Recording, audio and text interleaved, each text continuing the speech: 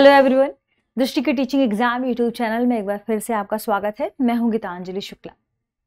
जैसा कि आप सभी जानते हैं, हम यहां यूजीसी नेट ज्योग्राफी विषय के पीवाईक्यू पर चर्चा कर रहे हैं। यानी विगत वर्षों में एनटीए ने जो एग्जाम कराया है यूजीसी नेट का, उसमें भूगोल विषय से किस तरीके के प्रश्नों को पूछा गया है, प्रश्नों को फ्रेम करने की प्रवृत्ति क्या रही है, प्रश्नों को किस किस डायरेक्शन में कैसे पूछा गया है, इन प्रश्नों को हम यहाँ डील करेंगे, देखेंगे उन प्रश्नों के जवाब क्या हैं, उनसे जुड़े हुए इंपॉर्टेंट तथ्य क्या हैं, ये भी समझने की कोशिश करेंगे। तो बेसिकली ध्यान रखिएगा, ये क्या है, ये भूगोल विषय के विगत वर्षों के प्रश्नों को हम सॉल्व कर रहे हैं, ठीक है। और एक और इम्पॉर्टेंट बात कि ये सीरीज हम एक टॉपिक वाइज लेकर चलेंगे, जिसमें सबसे पहले हम हल कर रहे हैं हमारे सेगमेंट भू आकृतिक विज्ञान से जुड़े हुए प्रश्नों को।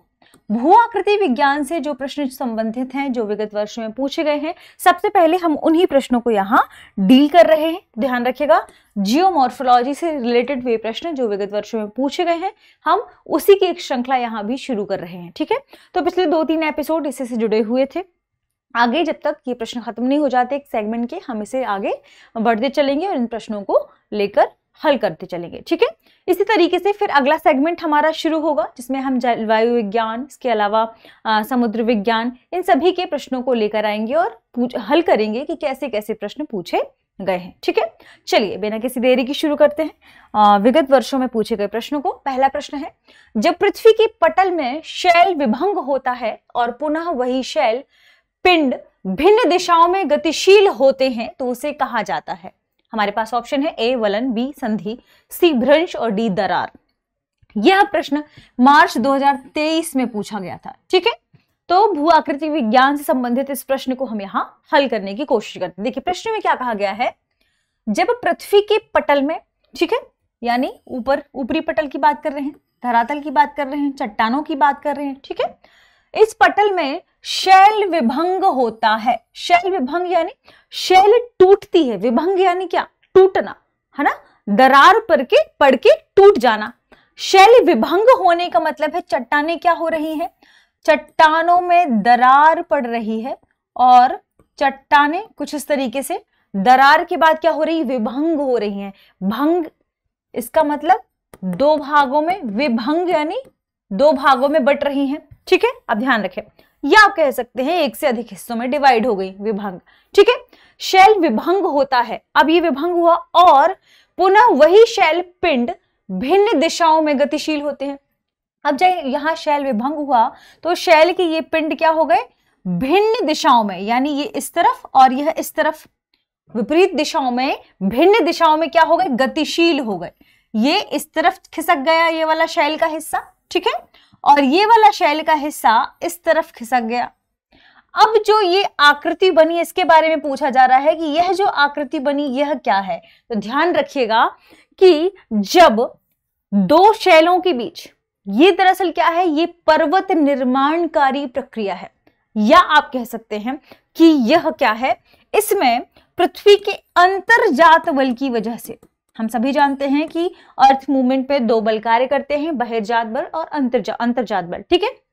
मान लीजिए अंतर्जात बल की वजह से शैल पर, यह जो पूरी चट्टान थी, ये जो पूरी चट्टान थी, इस चट्टान पर तनाव मूलक बल कार्य करता है।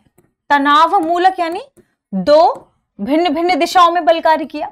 तनाव मूलक बल कार्य करने की वजह से चट्टानें दरार और ध्यान रखेंगे, दरार और चटकन के साथ टूटकर 2 हिस्सों में डिवाइड हो गई और इसके बाद जो बीच में यह जो हिस्सा बचा, अब यह जो आकृति बची, इसे बोलते हैं भ्रंश, इसे बोलते हैं भ्रंश, फॉल्ट, ठीक है।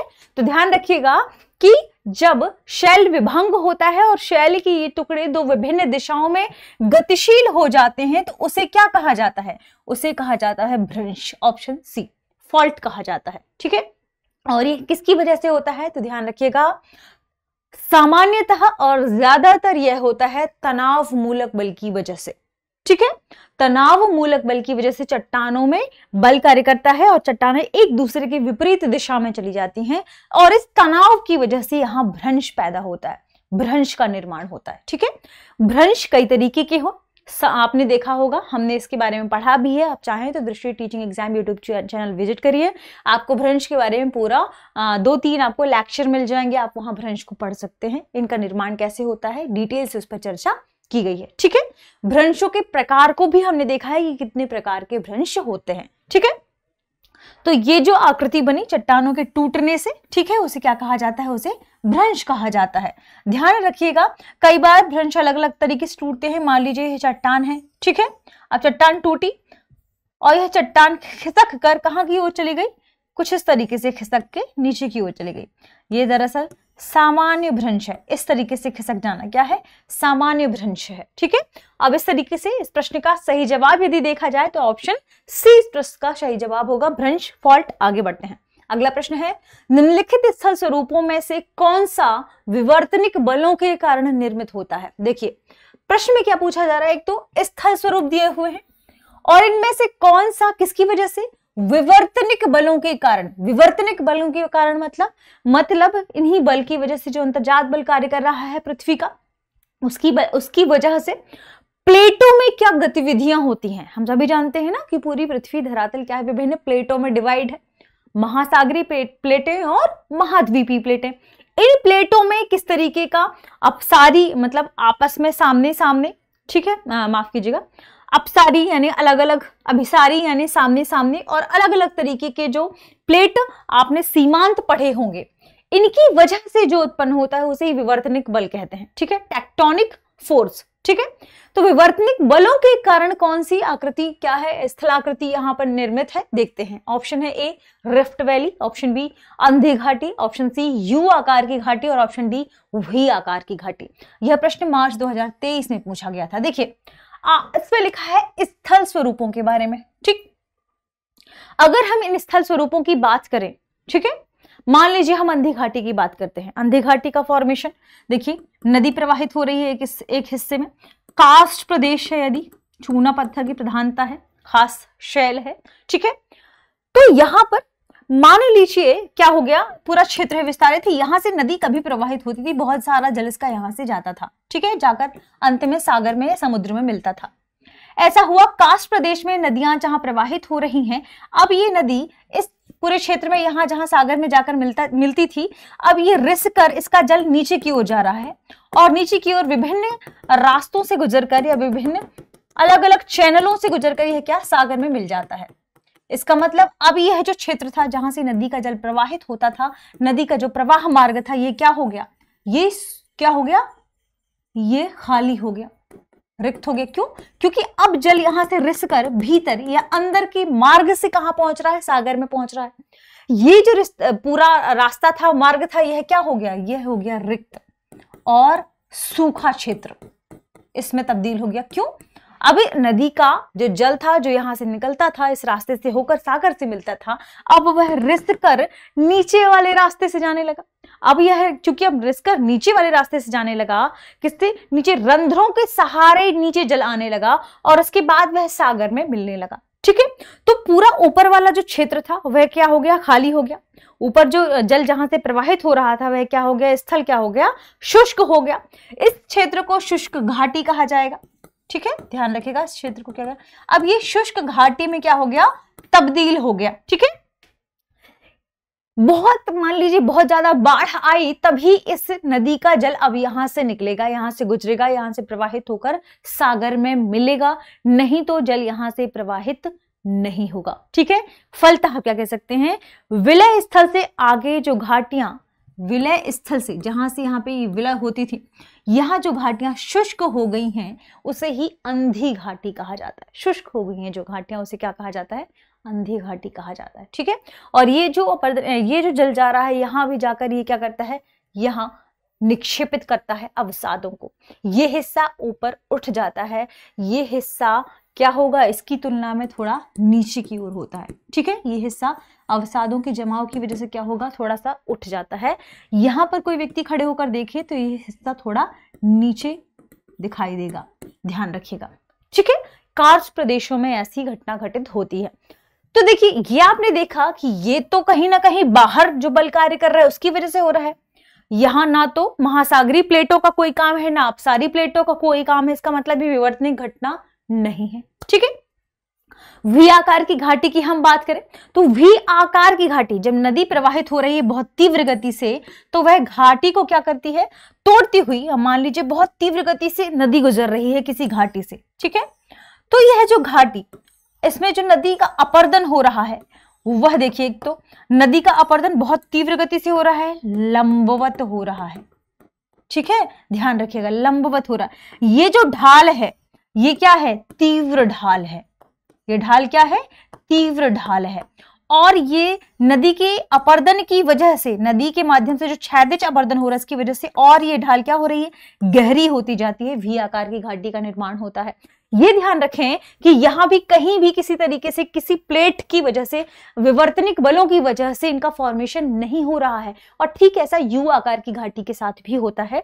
हिम नदियों के माध्यम से ही यू आकार की घाटी का फॉर्मेशन होता है, और इसमें जो अपर्दन होगा उसमें जो ये हिस्सा है, सपाट, ये ज्यादा चौड़ा होता है, इस वजह से इसे क्या कहा जाता है, इसे कहा जाता है यू आकार की घाटी। ठीक है, तो जब हम यू आकार की घाटी की बात करेंगे तो ध्यान रखिएगा कि ये हिमनदियों के द्वारा लंबवत अपर्दन के माध्यम से ही होता है। ध्यान रखिएगा, ठीक है, लंबवत अपर्दन के माध्यम से ही होता है। लेकिन इसकी खास बात क्या है कि इसके किनारे या ढाल तो तीव्र होते हैं, खड़े होते हैं, लेकिन इसका जो ये तल है ये चौड़ा होता है। ठीक है, ये जो तली है ये क्या है, ये सपाट होती है और ये चौरस होती है, इस वजह से इसे यू आकार की घाटी कहते हैं। अब यहां पर बचता है ना तो यू आकार की घाटी, ना ही अंधी घाटी और ना ही वी आकार की घाटी।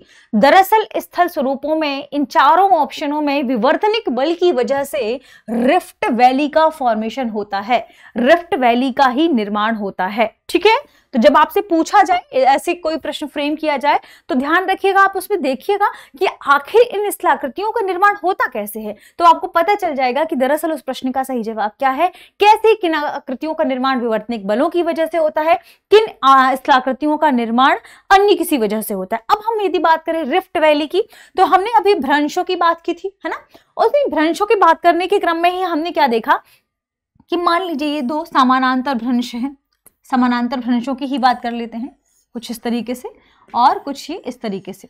ठीक, मान लीजिए दो समानांतर भ्रंश हैं और ऐसा हो, इन समानांतर भ्रंशों की ही हम बात कर रहे हैं। ठीक है, इन दो समानांतर भ्रंशों के बीच मान लीजिए इनका जो बीच का चट्टानी भाग है, इसी को ले लेते हैं हम। ठीक है, दो समानांतर भ्रंशों में इनके बीच का चट्टानी भाग धंसकर, इनके बीच का चट्टानी भाग धंसकर नीचे की ओर आ जाए और ये जो किनारे हैं यथावत बने रहें, ये धंसकर नीचे की ओर आ जाए बीच का चट्टानी भाग, और ये किनारे के जो किनारे हैं ये यथावत बने रहें, तो इस तरीके से निर्मित स्थलाकृति को क्या कहते हैं, रिफ्ट वैली कहते हैं, रिफ्ट वैली कहते हैं। ध्यान रखिएगा, इसे ही क्या कहते हैं, रिफ्ट वैली। और ये किन वजहों से होती है, तो ये ध्यान रखें, इनकी कई वजह हो सकते हैं, जो क्या कहते हैं, तनाव मूलक बल की वजह से भी ये हो सकता है, और यह संपीड़नात्मक बल की वजह से भी हो सकता है। लेकिन अमूमन जो रिफ्ट वैली का निर्माण होता है वो ध्यान रखिएगा किसकी वजह से होता है, संचलन की वजह से होता है।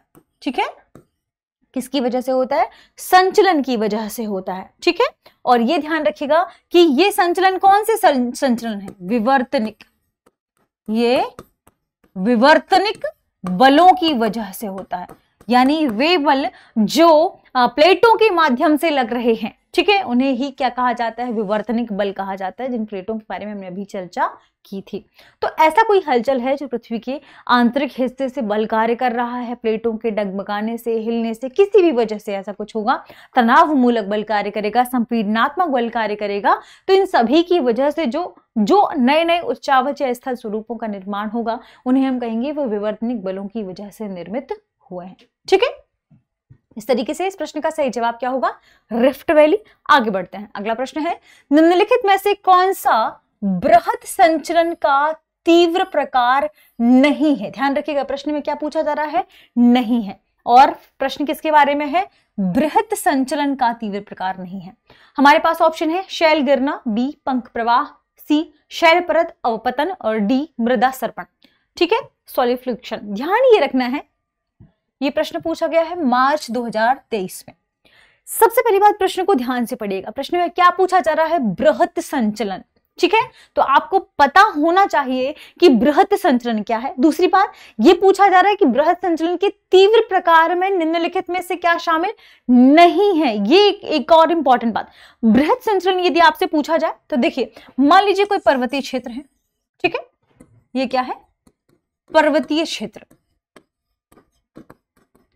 हम थोड़ा सा समझने की कोशिश करेंगे किसे? पहले बृहत संचलन को। ठीक है, मान लीजिए पर्वतीय क्षेत्र है और पर्वतीय क्षेत्र में गुरुत्वाकर्षण बल कार्य कर रहा हो, यानी नीचे की ओर गुरुत्वाकर्षण बल का प्रभाव। ठीक है, ऊंचाई पर पर्वतीय क्षेत्र है, तुंगता वाला क्षेत्र है पर्वतीय क्षेत्र। अब यहां यदि मान लीजिए कि गुरुत्वाकर्षण बल कार्य करने लगे, ठीक है, और गुरुत्वाकर्षण बल कार्य करने की वजह से जो असंगठित पदार्थ है, ये क्या है? असंगठित पदार्थ क्या हो? ये जो मतलब जितने भी पदार्थ हैं, नदी जो बहाकर लेकर आती है मान लीजिए, ठीक है, यही असंगठित पदार्थ क्या हो? अपर्दन की वजह से इनका स्थानांतरण हो। ये एक स्थान से जब दूसरे स्थान की ओर प्रवाहित होते हैं, जब ये बहुत बड़ी मात्रा में होंगे तो इन्हें बृहत संचलन कह दिया जाता है। ठीक है, बहुत नॉर्मल सी बात है। पर्वतीय क्षेत्रों में गुरुत्वाकर्षण बल के प्रभाव की वजह से यदि जो अवसाद है उनका स्थानांतरण तीव्र गति से एक स्थान से दूसरे स्थान की ओर होता है पर्याप्त मात्रा में, उसे हम बृहत संचलन कहते हैं। अपर्दन या इनका क्या हो रहा है? स्थानांतरण हो रहा है अवसादों का, इसे हम क्या कह देंगे? बृहत संचलन।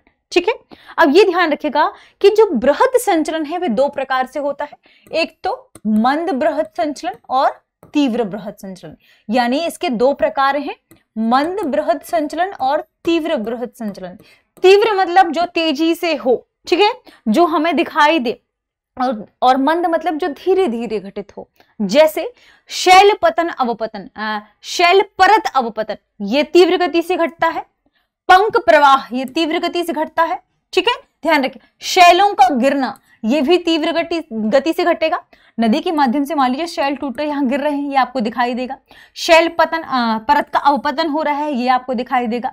पंक प्रवाह हो रहा है, ठीक है, ये भी आपको दिखाई देगा। लेकिन जब हम बात करेंगे मृदा सर्पण की, ध्यान रखें, क्योंकि इस प्रश्न का दरअसल सही जवाब मृदा सर्पण ही है, क्योंकि बृहत संचलन का तीव्र प्रकार मृदा सर्पण नहीं है। ठीक है, तीव्र प्रकारों में शैल गिरना, पंख प्रवाह और शैल परत अवपतन शामिल है। जब पूछा जाए आपसे कि मृदा सर्पण क्या है, ध्यान रखिएगा कि उच्च तुंगता वाले क्षेत्र में या तो उच्च या हाई क्षेत्रों में क्या होता है कि मान लीजिए यहां, चूंकि मृदा तो यहां भी होगी, है ना, तो मृदा सर्पण की जब हम बात करेंगे तो उच्च तुंगता वाले क्षेत्रों में संतृप्त मृदा, जो बिल्कुल संतृप्त है, एक क्षेत्र में बिल्कुल क्या हो गई है? फिक्स हो गई है। इस संतृप्त मृदा के ढलान का धीमा प्रवाह, संतृप्त मृदा है, आसानी से आपको दिखाई ही नहीं देगा कि ढलान के माध्यम से ये धीरे से प्रवाह के रूप में नीचे आ रही है। ध्यान रखिएगा, इसी को कहा जाता है मृदा सर्पण। ठीक है, तो इस तरीके से यदि बृहत संचलन के तीव्र प्रकारों की बात करें तो शेष तीन चीजें शामिल हैं, लेकिन मृदा सर्पण बहुत मंद गति से होने वाली प्रक्रिया है, यह इसमें शामिल नहीं होगी। ठीक है, आगे बढ़ते हैं। अगला प्रश्न है, निम्नलिखित में से किस टकराव या भिड़ंत क्षेत्र में प्लेटें स्थायी रूप में जुड़ जाती हैं तथा इसके अतिरिक्त कोई विवर्तनिक क्रिया नहीं घटित होती? ध्यान रखिएगा, क्या पूछा जा रहा है? किस टकराव या भिड़ंत क्षेत्र में? इस प्रश्न का सही जवाब है महाद्वीपीय सिवनी वाले क्षेत्र में। ठीक है, अपसारी प्लेट में ऐसा तो नहीं होता है कि जुड़ जाती हैं, और यह भी नहीं होता है कि विवर्तनिक क्रियाएं घटित नहीं होती। विवर्तनिक क्रियाएं घटित होती हैं, क्यों? क्योंकि ज्वालामुखी क्रियाएं घटित होती हैं, भूकंपीय क्रियाएं घटित होती हैं। क्षेपण में भी आपने देखा होगा, जब भारी प्लेट नीचे क्षेपित होती है, दक्षिण जोन में जाती है, कहीं ना कहीं यहाँ भी क्या घटित होती है? भूकंपीय क्रियाएं घटित होती हैं, ज्वालामुखी की कुछ क्रियाएं घटित होती हैं थोड़ी बहुत मात्रा में। ठीक है, ये भी ध्यान रखिएगा कि घटनाएं घटित होती हैं। हालांकि यदि बहुत अधिक भारी प्लेट नीचे की ओर जाकर क्षेपित होती है तो ये घटनाएं बढ़ भी जाती है। ऐसे ही रूपांतरण प्लेट की बात करें तो वहां भी ऐसी घटनाएं घटित होती हैं। केवल महाद्वीपीय सिवनी क्षेत्र है जहां पर विवर्तनिक क्रियाएं नहीं घटती, और इन भिड़ंत क्षेत्रों में जो प्लेटें हैं वे स्थायी रूप से क्या होती हैं? जुड़ जाती हैं। अगर आपसे पूछा जाए कि ये कौन सा क्षेत्र है, ठीक है, तो ध्यान रखिएगा कि यह क्षेत्र तीव्र विरूपण का रैखिक क्षेत्र है। ठीक है, तीव्र विरूपण का रैखिक क्षेत्र।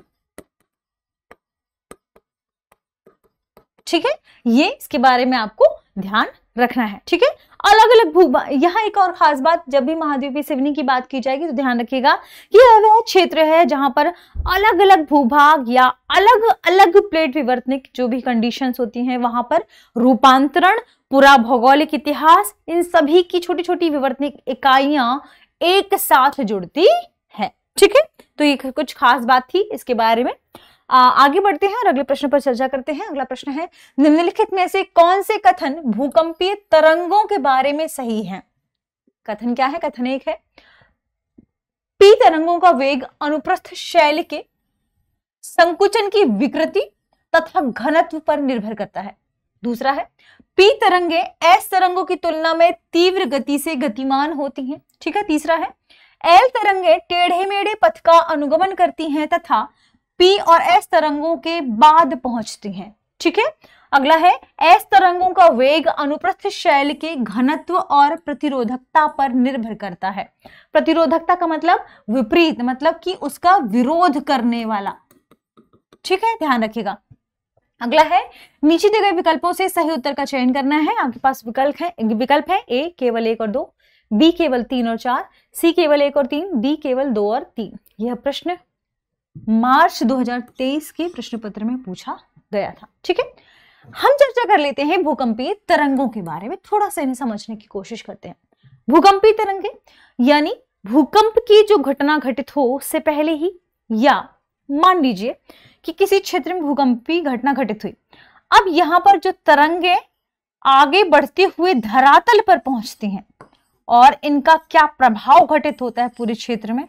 ठीक है, तो भूकंप के बारे में जानकारी प्रदान करने वाली तरंगों को ही भूकंपीय तरंगे कहते हैं। ठीक है, जिसमें जो सबसे पावरफुल तरंगे हैं, या आप कह सकते हैं पावरफुल के सेंस में कि कितनी जल्दी पहुंचती हैं, यानी वेग के सेंस में हम कह रहे हैं। ठीक है, तो वे तरंगे जो बहुत तीव्र गति से गमन करते हुए पृथ्वी के धरातल पर पहुंचती हैं, वे हैं पी तरंगे, जिन्हें प्राइमरी तरंगों के नाम से भी जानते हैं, प्राइमरी वेव्स के नाम से भी जानते हैं, प्राथमिक तरंगों के नाम से भी जानते हैं।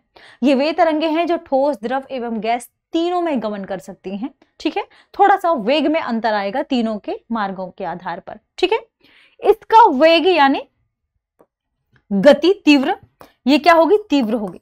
इसका वेग क्या होगा? तीव्र होगा। ध्यान रखिएगा इन तरंगों का, जब हम पी तरंगों की बात करेंगे तो इनका वेग अधिक होगा, आवृत्ति का ध्यान रखें कम होगी।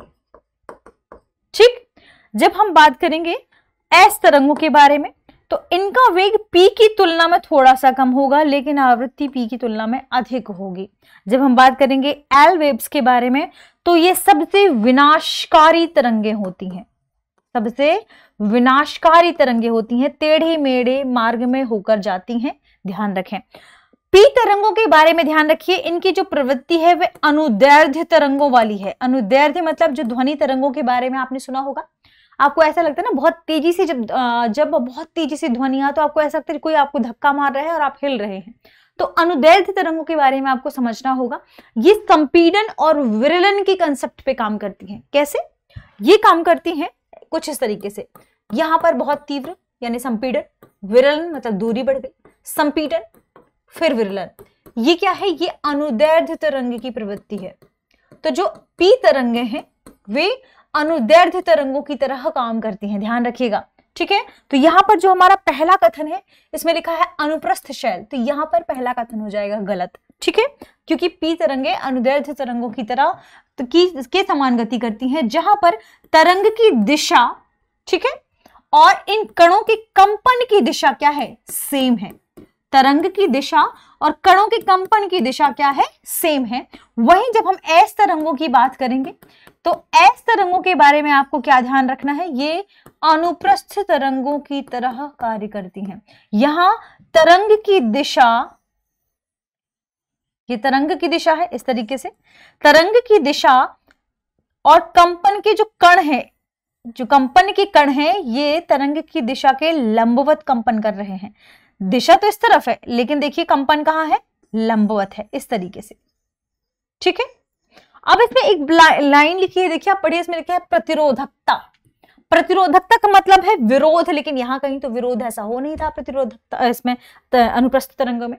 तो इसमें क्या लिखा है, एस तरंगे यानी सेकेंडरी वेव्स का वेग अनुप्रस्थ शैल के घनत्व और प्रतिरोधकता पर निर्भर करता है। तो यहाँ ये कथन हो जाएगा गलत। ठीक है, ध्यान रखिए। पी तरंगे एस तरंगों की तुलना में तीव्र गति से गतिमान होती हैं। अभी हमने पढ़ा भी कि सबसे पहले पी तरंगे धरातल पे पहुंचती है यानी तीव्र गति से गतिमान होती हैं। फिर उससे स्लो है एस तरंगे, थोड़ा स्लो गति से गति करती हैं। और फिर ध्यान रखिएगा अंत में धरातल पर पहुंचती हैं एल तरंगे, अंत में पहुंचती हैं, लेकिन इनकी तीव्रता अधिक होती है, ये ध्यान रखिएगा।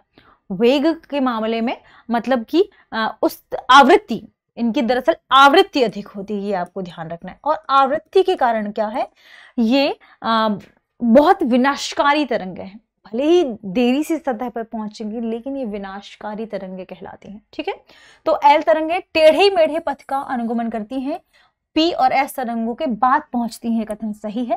पी तरंगे एस तरंगों की तुलना में तीव्र गति करती हैं, बिल्कुल प्राइमरी फर्स्ट तरंगे जो है बिल्कुल पहले पहुंच जाती हैं एस तरंगों से। एस वेव्स मतलब सेकेंडरी वेव्स। ठीक है, तो पी वेव्स को क्या कहते हैं, प्राइमरी वेव्स प्राथमिक तरंगे। एस तरंगों को कहते हैं सेकेंडरी वेव्स द्वितीयक तरंगे। ठीक है, और एल को लव वेव्स भी कहा जाता है। एल वेव्स धरातली तरंगे कहलाती हैं, सतह पर ठीक है उत्पन्न होती हैं, ये ध्यान रखिएगा। एल वेव्स सतह पर उत्पन्न होती हैं, ये ध्यान रखिएगा, धरातली तरंगे हैं। लेकिन पी और एस वेव्स क्या हैं, ये भूगर्भिक तरंगे हैं। ठीक है, भूमि के गर्भ से उत्पन्न होने वाली तरंगे। ठीक है, ये इनके बारे में खास बातें थी जो हमने की।